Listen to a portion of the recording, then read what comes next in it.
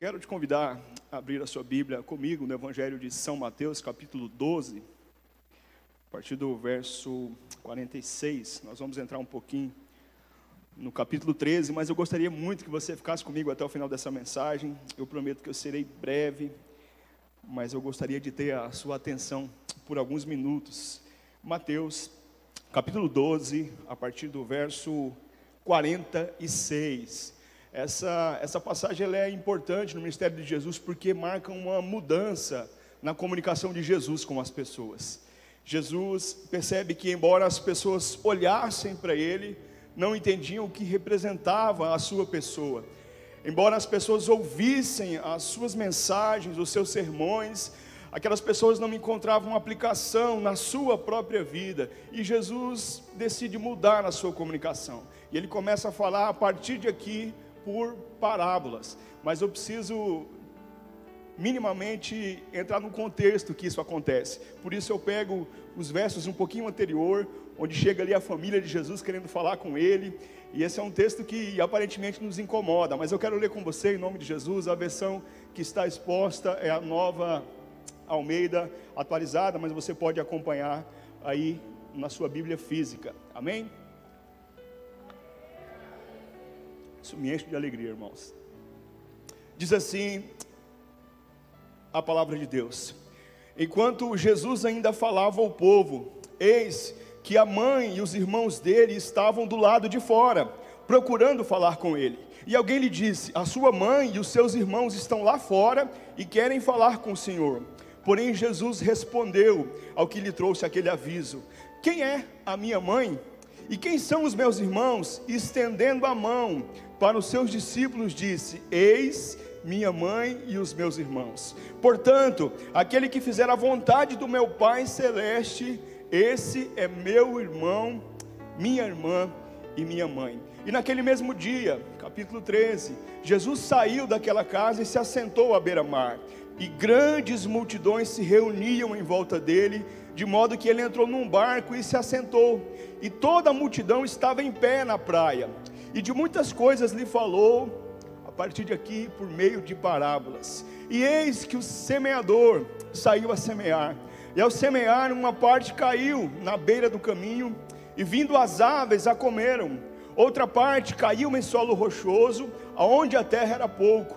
Logo nasceu, visto não ser profunda a terra, saindo porém o sol a queimou, porque não tinha raiz, secou-se. Outra semente caiu entre os espinhos, e os espinhos cresceram e sufocaram. Outra, enfim, caiu em boa terra e deu fruto a 100, a 60 e a 30 por um. Quem tem ouvidos para ouvir, que ouça. Mas os discípulos não entendem essa mensagem. Eles falam: Jesus, o que aconteceu? E Jesus explica, a partir do verso 18: ouçam, portanto, o que significa essa parábola. A todos que ouvem a palavra do reino e não a compreendem, vem o maligno e arrebata o que foi semeado no coração. Este é aquele que foi semeado à beira do caminho. O que foi semeado em solo rochoso é esse que ouve a palavra e logo a recebe com alegria, com entusiasmo, mas ele não tem raiz em si mesmo, sendo de pouca duração. Quando chega a angústia, e ela chega, quando chega a perseguição, e os discípulos de Jesus são perseguidos por causa da palavra, logo se escandaliza. O que foi semeado entre os espinhos é o que ouve a palavra, porém as preocupações deste mundo e a fascinação das riquezas sufocam a palavra, e ela fica infrutífera. Mas o que foi semeado em boa terra é o que ouve a palavra, compreende, e este frutifica e produz a 100, a 60 e a 30 por um. Pai, muito obrigado pela sua palavra. Nós queremos abrir o nosso coração, os nossos ouvidos, os nossos olhos, os nossos entendimentos, os nossos sentidos, as nossas emoções, para receber essa boa semente nessa manhã. Fala conosco. Nós estamos aqui, trouxemos a Deus a nossa Bíblia, mas trouxemos também o nosso coração, Pai. Deposita nele as suas sementes, Pai, em nome de Jesus, em nome de Jesus. Eu não sei, minha irmã, meu irmão, como você lê esse texto, mas quando chega ali a sua família, a mãe de Jesus e os seus irmãos, e dão uma carteirada querendo entrar, querendo falar com ele, eu não sei como fica o seu coração, mas parece que é uma cena incômoda, como Jesus de alguma maneira despreza a sua família. Mas na verdade é o contrário, irmãos. Jesus foi desprezado pela sua própria família. Jesus foi desprezado pelo seu próprio povo, a ponto de que na cidade de Jesus ele não operou milagres, porque as pessoas não viam o Filho de Deus, viam o filho do Zé e da Maria, o carpinteiro. E a Bíblia fala que Jesus operou milagres e maravilhas em toda a vizinhança, mas na sua cidade aquelas coisas não aconteceram, porque ele fora desprezado pelos seus. Um dos irmãos de Jesus só se converteu, irmãos, quando Jesus ressuscitou, apareceu para ele mostrando as suas mãos, dizendo: olha, sou eu, o irmão de Jesus. Essa semana a Melry compartilhou a dinâmica que fez no pequeno grupo, e foi muito interessante. Ela pegou 2 galhos de uma árvore, de uma mesma árvore, eu não sei, mas era um galho muito seco, e um outro galho verde, bonito. E ela com os 2 galhos na mão perguntou para as irmãs: qual desses galhos pode dar fruto?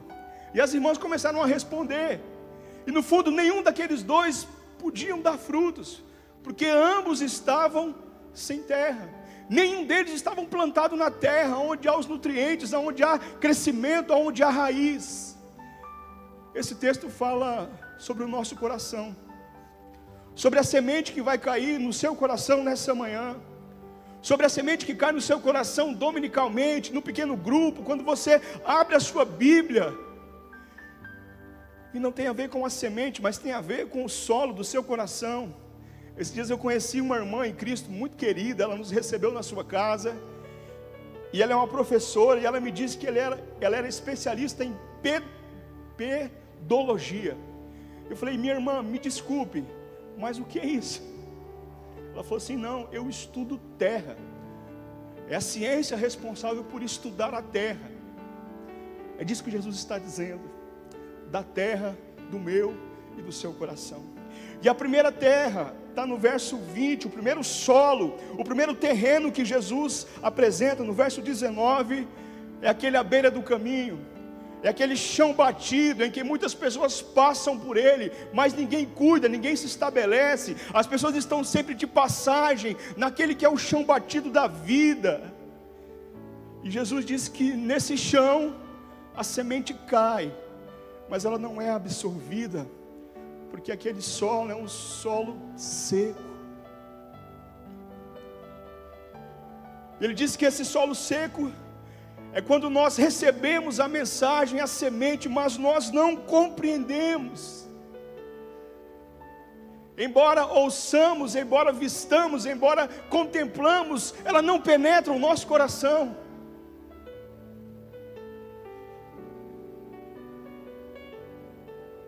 É aquela impressão de que alguém poderia estar aqui nessa manhã, o sermão foi para fulano. Ah, se fulano estivesse hoje nessa reunião. Eu estudava essa semana com o Tiago, nosso estudo bíblico, e é um convite a ter uma vida devocional. E no final do estudo tem uma parte em que tem 7 perguntas para a gente ler o texto. E todas essas perguntas, irmãos, diz respeito à minha vida, o que esse texto aplica sobre a minha vida, o que eu preciso ser tratado. Eu não lembro, Tiago, de nenhuma daquelas questões dizendo: olha, o que deve ser aplicado na vida do outro, o que serve para o outro.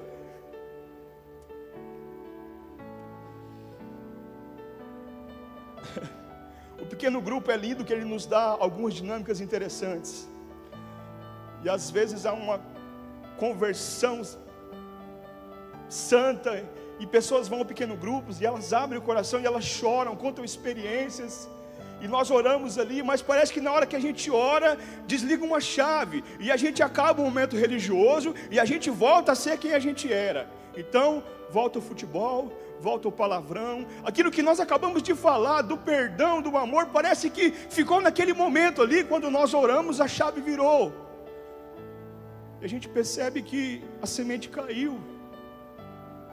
mas ela não foi absorvida pela terra.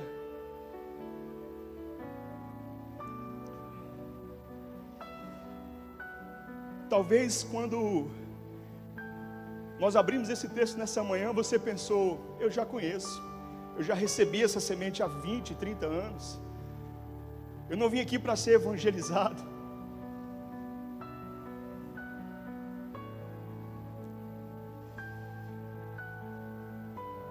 E para esse terreno, a semente vira, que aqui, semente de passarinho, ela vira ração.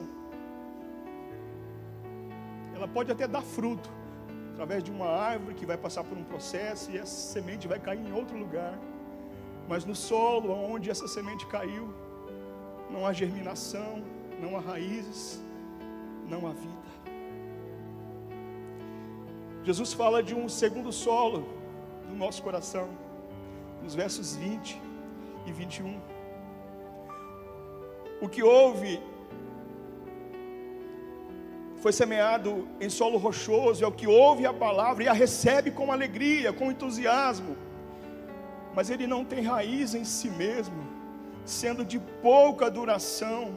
Quando chega a angústia ou a perseguição por causa da palavra, do discipulado, da célula, da igreja, da decisão de seguir a Jesus, logo ele se escandaliza.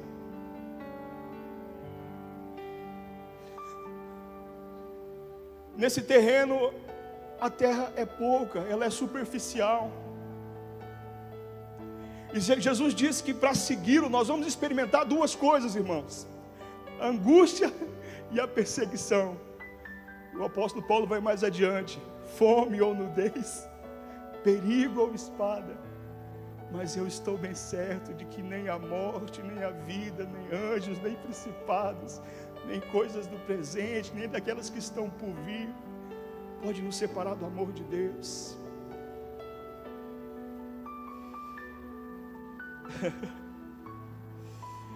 A angústia que nós carregamos no nosso coração é de entender que nós não estamos mais no controle. É a angústia de perceber que nós entregamos o controle a Ele, e Ele cuidará de nós.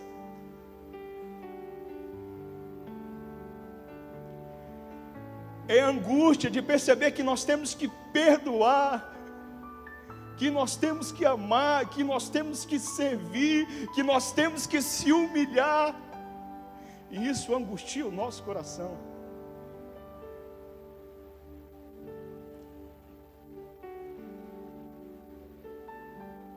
É a angústia de perceber, irmãos, que pessoas não gostam de nós, porque nós servimos a Jesus. Não é porque você é chato, não. Talvez você seja chato mesmo, e as pessoas não gostam porque você é chato. Tem gente que é chato, tá bom? Mas eu tenho experimentado, pastor Marcos, pastor André, o amor de muitas pessoas que não me conhecem, pelo fato de eu ser pastor. Mas eu tenho experimentado, irmãos, o ódio de pessoas que eu não sou conhecido delas, pelo simples fato de ser pastor. Aliás, se não somos perseguidos, irmão, tem alguma coisa errada na nossa caminhada. Se não há um preço a ser pago em caminhar com Jesus, talvez você esteja seguindo um outro mestre, porque a perseguição vem no pacote, ela virá. E Jesus disse que essa pouca terra, essa pessoa que recebe essa palavra com entusiasmo, ela se escandaliza diante da angústia e da perseguição.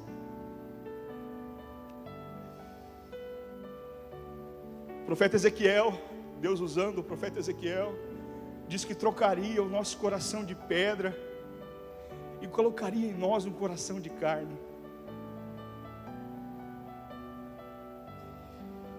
Mas nós teimamos, irmãos, em não estabelecer raízes. Nós preferimos a âncora da religião, a âncora que dá firmeza, que nos dá a sensação de segurança, de estarmos fixados em algum lugar.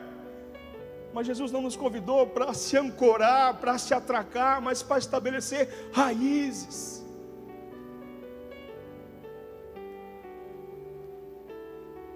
Os ancorados estão sempre preocupados com o dia santo, com o lugar santo, com a roupa santa, com a mesa da ceia santa, mas não se preocupam com os discípulos que chegam com fome.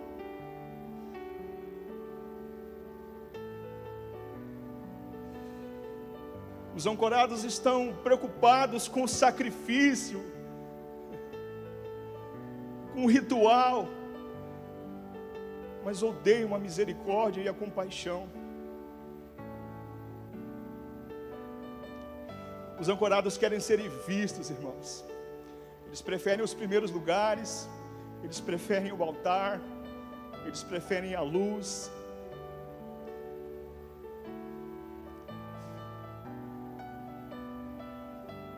Os ancorados não se preocupam com o homem com a mão inválida, que é tocado e curado por Jesus. Os ancorados não se preocupam com endemoniados, que Jesus impõe as suas mãos e expulsam, e eles dizem que Jesus expulsa pelo espírito de Belzebu. Eu estou dizendo do capítulo 12, irmãos. Essas coisas acontecem. Os discípulos chegam com fome e comem o pão que não poderia comer. Era sábado. Eles não estão preocupados com os que sofrem, eles não estão preocupados com os que têm fome, eles não estão preocupados com os endemoniados, eles estão preocupados com o templo, com o lugar santo, com a roupa santa, porque isso dá segurança para eles. E quando eles percebem que Jesus mexe com tudo isso, os ancorados querem matar Jesus. É isso que antecede essa parábola, irmãos. Embora eles estivessem diante do próprio Cristo, eles não entendiam a sua pessoa. Embora eles ouvissem, eles não penetravam o coração. E Jesus decide mudar a sua comunicação para atingir esse coração. Jesus fala de um terceiro solo, no verso 22. Aquele que foi semeado entre espinhos é o que ouve a palavra, mas as preocupações deste mundo e a fascinação sufocam a palavra. Nesse terreno, a semente ela é absorvida, ela germina, ela estabelece raiz, mas ela é asfixiada no momento de produzir o seu fruto pelas preocupações e pela fascinação que o mundo exerce em nós, irmãos. Queridos, essa preocupação não é a preocupação que eu tenho de amanhã oferecer alimento para os meus filhos. Essa preocupação não é a preocupação que você tem amanhã de cumprir a sua duplicata, o seu boleto. Não é dessa preocupação que Jesus está dizendo. É aquela preocupação que rouba a nossa paz. É aquela preocupação que não nos deixa dormir. É aquela preocupação que nos impede de ver a vida, de desfrutar da alegria da vida. É dessa preocupação que Jesus está dizendo. Ele diz: olha, os pássaros não fiam e eu cuido deles. Acalme o seu coração.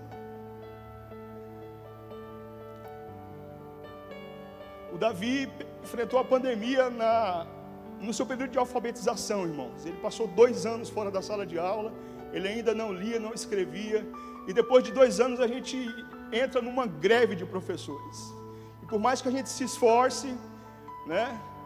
Casa de ferreiro, espelho de pau, a gente tenta, a gente senta, mas o ambiente escolar é o espaço de crescimento e nada substitui a escola, irmãos. E eu conversei com algumas pessoas dizendo: olha, e essa greve não tem perspectiva de resolver. E eu comecei a ficar preocupado, irmãos. Estou vendo Davi em casa, cheio de energia, dando trabalho para a mãe dele, ansioso. Chegava à noite, ficava batendo o pé assim que nem... E eu fiquei preocupado, irmãos. Eu tentei transferir ele para uma escola estadual, não tem a sede dele. Eu trabalho, dou aula numa escola particular. E eu falei: eu vou ver quais são as possibilidades. Consegui um desconto, precisava ter a vaga. E eu fui colocando diante de Deus: Deus, se for do Senhor, abre as portas. Eu não quero arrombar. Eu não sou daqueles que acham que tudo que é público é ruim. Davi estudava numa boa escola, mas eu decidi, irmãos, levar ele para uma escola particular. Consegui um desconto, mas ainda assim é o meu compromisso financeiro mais alto. E eu fiquei preocupado, irmãos, preocupado diante dessa decisão, diante desse compromisso. Eu confesso que eu não sentei para calcular, eu não sou contador, e eu também não tenho essa... E eu orei e falei, Deus, está nas suas mãos, né? Quarta-feira, eu fui lá pagar a mensalidade. Eu cheguei, sentei lá e falei, vim pagar. Como é o nome? Davi. O cara puxou lá e falou, rapaz, você não tem nada para pagar aqui não. Eu falei, não, eu fiz a matrícula, deve estar faltando aí algum documento, mas é Davi Mateus Ribeiro. Ele falou, não, cara, esse mês você não tem mensalidade não, é só o mês que vem. Eu falei assim, mas... Aí eu fiquei... mas ele falou, não, você entrou agora, na segunda quinzena? Não, agora você só paga a mensalidade o mês que vem. Eu falei, aleluia. Saindo dali, irmãos, eu abro o grupo do WhatsApp do meu trabalho, e um colega postou a capa do Diário Oficial, e naquela capa dava uma gratificação significativa para os trabalhadores ali do SAMU. Eu olhei aquilo e eu percebi o abraço de Deus. Sabe por quê, irmãos? Porque essa gratificação, o ano passado nós fomos para a prefeitura, batemos panela, nada, absolutamente nada, nem um cafezinho. E agora, irmãos, num tempo totalmente inoportuno, professores em greve, a gente recebe uma gratificação que não é fruto, irmãos, da dedicação de ninguém. Eu me senti abraçado naquela hora, dizendo, sou eu que cuido, não se preocupe. E depois do almoço, irmãos, eu abro o grupo da escola Celina, e a gente é contemplado com o aumento salarial dos professores também. E eu viro para minha esposa e digo, é Deus cuidando de nós. É Deus dizendo que não nos desampara, para que a gente não se preocupe.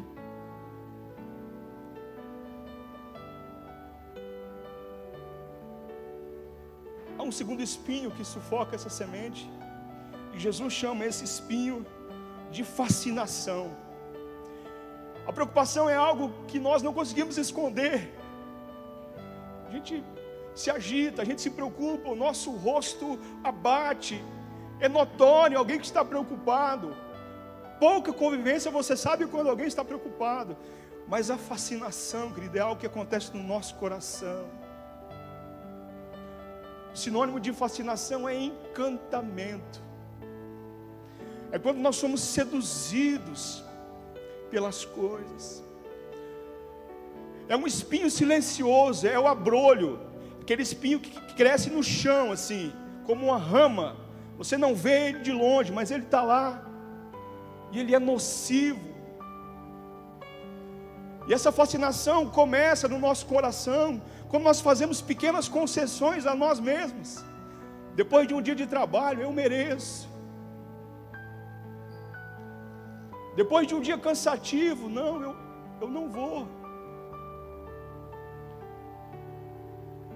Essa fascinação começa a brotar em nosso coração quando nós, inclusive, dizemos que vamos orar por alguém, mas o que a gente quer mesmo é fofocar da vida alheia. Essa fascinação ganha concessão quando nós começamos com a pornografiazinha no nosso celular. Quando a gente começa a abrir aqueles vídeos daquele grupo de futebol, nós vamos fazendo pequenas concessões. E esses espinhos vão crescendo no solo do nosso coração, a ponto de Jesus dizer que esses espinhos sufocam a colheita, sufocam os nossos frutos.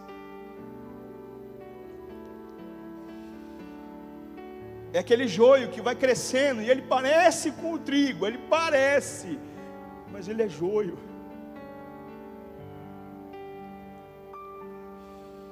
O apóstolo Paulo nos ajuda a identificar alguma dessas fascinações. E ele diz em Gálatas que existem outros espinhos: a ira, a idolatria. Idolatria não está relacionada somente a imagens, irmãos. Nós passamos esse tempo. Talvez existam altares na sua casa que você nem percebeu. Esses dias eu estava com vontade de queimar a minha televisão, irmãos, porque eu percebi que havia um culto em torno dela. Chegávamos em casa, ligávamos a televisão, levantava de manhã, televisão, e todos em volta dela. A ira, a idolatria, as facções, os partidos. Cuidado com os partidos. Esse ano, irmãos, cuide o seu coração. A prostituição, as inimizades e as bebedeiras e coisas semelhantes a essas, é o que o apóstolo Paulo chama de espinhos do nosso coração. Mas nós chegamos ao verso 23. Mas o que foi semeado em boa terra é o que ouve a palavra e a compreende. Este frutifica e produz a 100, a 60 e a 30 por um. Eu quero ser essa terra, querido. Eu quero ser. Ele ouve, ele compreende, ele frutifica, porque há profundidade, porque o terreno está limpo, querido, porque a terra foi adubada, porque não tem duas sementes, porque não tem dois senhores.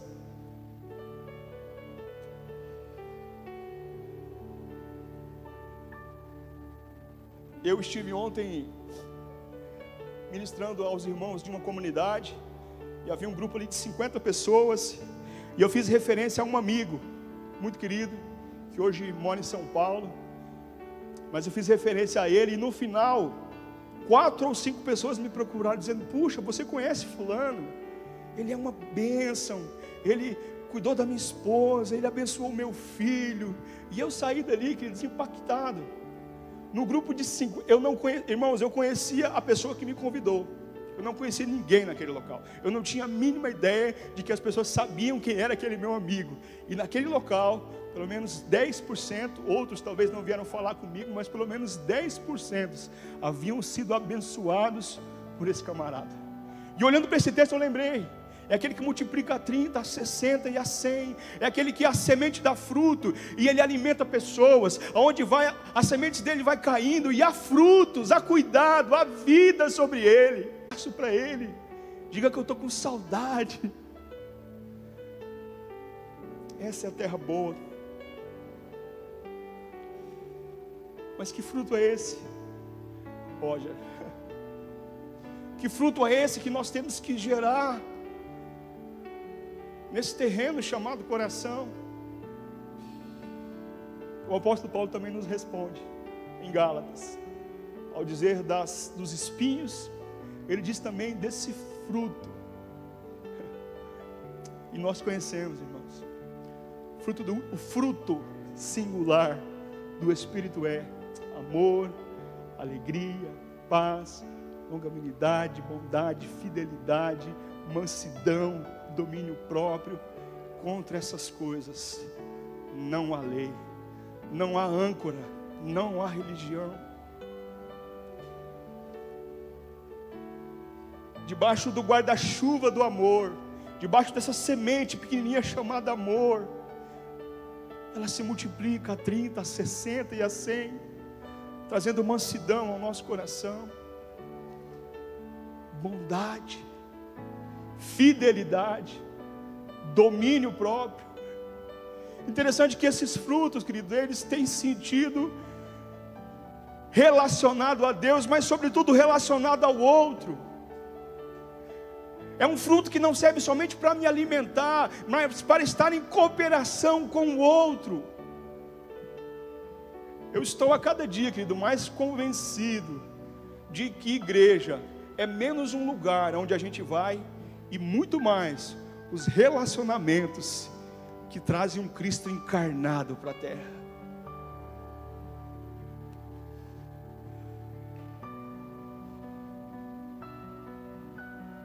Eu me lembro de Jó, irmãos, naquela angústia,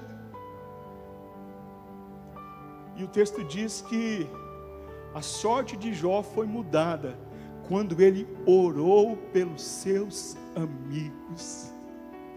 Os amigos que o acusavam, dizendo: olha, isso é pecado. Você plantou, você está colhendo. E não era nada disso, irmãos. Jó era um injustiçado, nós conhecemos a história, mas os amigos se levantam querendo identificar qual era a raiz dos problemas, e a Bíblia diz que a vida de Jó foi transformada quando ele se colocou a orar pelos seus amigos. Por isso nós fazemos isso no pequeno grupo. Ore por quem está à sua direita, ore por quem está à sua esquerda, porque talvez na sua oração a sua vida seja transformada, tocada.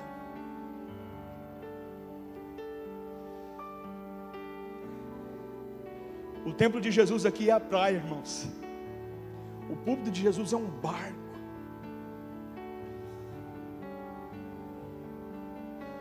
E em Jesus nós somos reconciliados com Deus.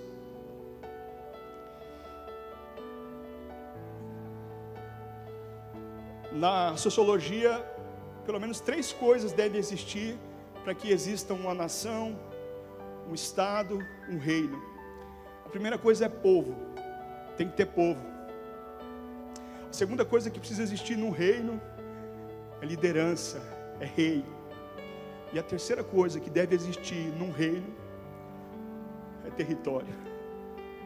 E sabe qual que é o território do reino de Deus?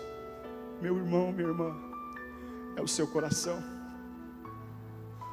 O território do reino de Deus é o nosso coração, não é Israel, não é os Estados Unidos, querido. O território que dá fruto do reino de Deus é o seu coração.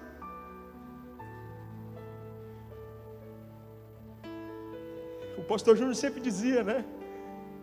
Jesus dá pão e peixe para a multidão, mas para os seus discípulos Ele dá semente.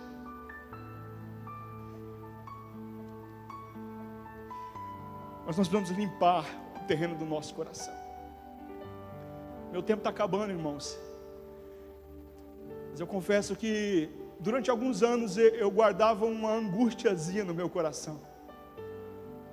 E essa angústia, ela se acentuava no dia 14 de abril, quinta-feira agora. Porque nesse dia, uma semente nossa foi recolhida. E o João Vitor praticamente morreu nos nossos braços, a caminho do hospital. E essa data, 14 de abril, era uma data que havia um vazio no nosso coração, algumas perguntas que não eram respondidas, algumas injustiças no meu coração que eu cria. Era um dia silencioso, às vezes caiu uma lágrima discreta, não se falava sobre isso. O Davi chegou, começou a perguntar do irmão. Mas um dia Deus me coloca sentado numa cadeira. Como estão os irmãos nessa manhã? Naquele lugar havia 1000 lugares, 1000 assentos naquele lugar. E Deus colocou do meu lado aquele que para mim era o meu algoz, o médico negligente, irresponsável, que no meu senso de juízo havia matado meu filho. E aquele dia eu fui tomado por uma angústia muito grande, e eu vi aquele homem com seu filho sentado no colo, e eu dizia ao Senhor: esse cara me roubou o direito de ter o meu filho no colo, e ele tem o filho dele aqui, Senhor. O Espírito Santo foi tratando o meu coração, e eu percebi, querido, que chega uma hora que nós deixamos de ser o injustiçado, o ofendido, o defraudado, e nós passamos a ser aquele que acusa, o juiz, aquele que quer executar a pena. E aquele culto foi sofrível, mas Deus me disse muito claramente que eu deveria pedir perdão para aquele médico.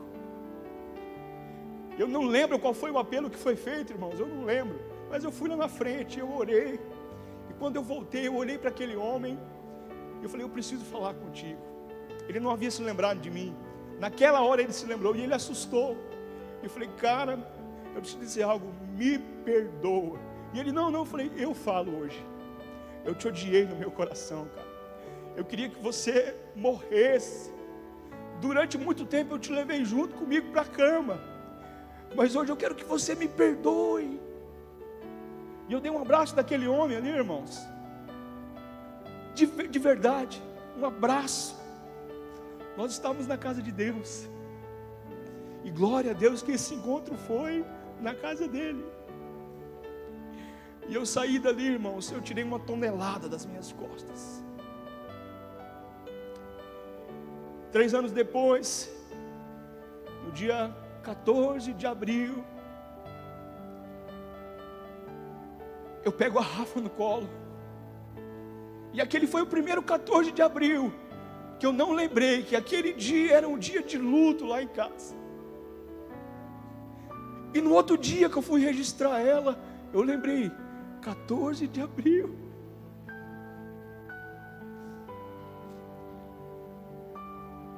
E nós vamos comemorar quinta-feira lá em casa, irmãos. Vamos comemorar a vida.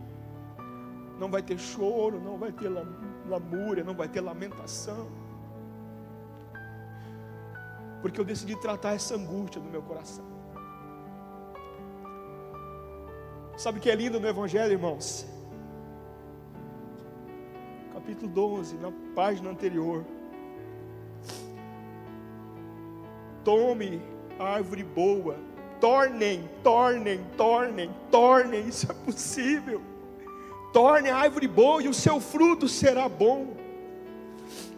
Todavia, torne a árvore má e o seu fruto será mau. Não existe determinismo sobre a sua vida, sobre o seu coração. Existe uma grande religião, irmãos, que entende que algumas pessoas foram criadas da cabeça, outras foram criadas do braço. Os da cabeça são os que não vão trabalhar, vão ser os sacerdotes, os profetas, os religiosos, aqueles da âncora. Os que foram criados do braço são os guerreiros que vão para a guerra. Os que foram criados aqui da parte do tronco serão os comerciantes. E ele vai descendo, irmãos, até que chega num povo que foi criado do pé. E esse povo, irmãos, ninguém deve nem tocar neles, eles são impuros. Eles são os párias. Eles estão determinados a serem malditos. Como está o seu coração nessa manhã?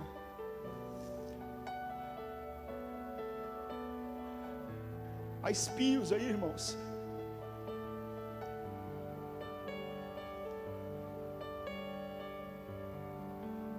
Eu queria que você fechasse os seus olhos. Jesus inaugura nesse texto um convite a olhar para o nosso próprio coração.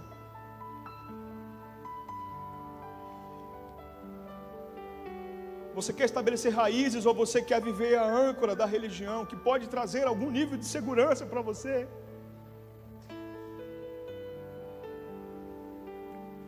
Mas quando Jesus vem, irmãos, até as âncoras são arrancadas. E que você colocasse a sua vida diante de Deus. Eu não sei como você chegou aqui nessa manhã, mas o que eu sei e eu posso te dizer é que em Jesus Cristo nós somos reconciliados com Deus Pai. E há uma certeza que nós cantamos agora há pouco: Ele nunca nos deixou. Como está o seu coração? Como está a sua vida? Fulano precisava estar aqui. Não, você está aqui, eu estou aqui. Pai, nós queremos te agradecer por essa oportunidade, ó Deus. Nós queremos te agradecer porque o Senhor, olhando para nós, percebeu que, embora tenhamos ouvido, embora enxergamos, muitas vezes nós não entendemos, ó Deus, e não entenderemos. O Senhor nos convida, ó Deus, a analisar o nosso próprio coração, Pai. Talvez hajam pessoas aqui nessa manhã, cujo solo do coração é aquele chão batido pela vida, onde muitas pessoas passaram, mas poucas ou nenhuma se estabeleceu cuidando desse terreno, Pai. Nós te louvamos porque o Senhor é o Deus que cuida de nós, ó Deus, e essa semente, a minha oração é que ela caia, e esse coração, esse terreno, ó Deus, encontre terra boa, ó Deus, e raízes sejam lançadas, ó Deus. Talvez hajam corações angustiados nessa manhã. Talvez haja um coração injustiçado pelo sentimento de perseguição no trabalho, na família. E o Senhor disse que não veio trazer a paz, mas veio trazer a espada, Pai. Nos ensina, ó Deus, a entender que nós somos bem-aventurados quando somos perseguidos por causa do Evangelho, Pai.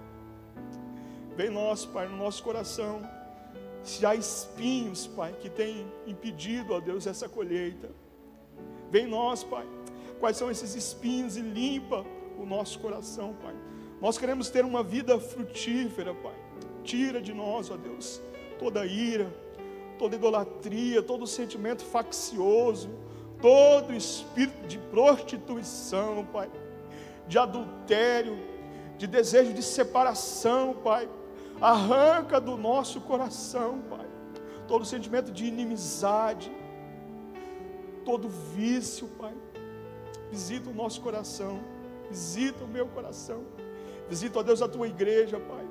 Nós queremos ser limpos pela Tua palavra, queremos sair da superfície da religião, ó Deus, e estabelecer raízes no Senhor, Pai, para que dê fruto, 30, 60, a 100, e esses frutos permaneçam, e os nossos filhos sejam alimentados por esse fruto, a nossa comunidade, o nosso pequeno grupo, papai. Nós iremos ver e alimentar e satisfazer, ó Deus, nessa colheita. Muito obrigado, Senhor. Obrigado porque no Senhor nós somos reconciliados com Deus Pai. Nos abençoa, Pai. Nós somos gratos nessa manhã pelo privilégio, Pai, de transformarmos a terra do nosso coração em terra boa, frutífera, para a glória e louvor do Teu nome, Pai. Em nome do Senhor Jesus. Em nome do Senhor Jesus. Amém, amém e amém. Louvado seja o Senhor.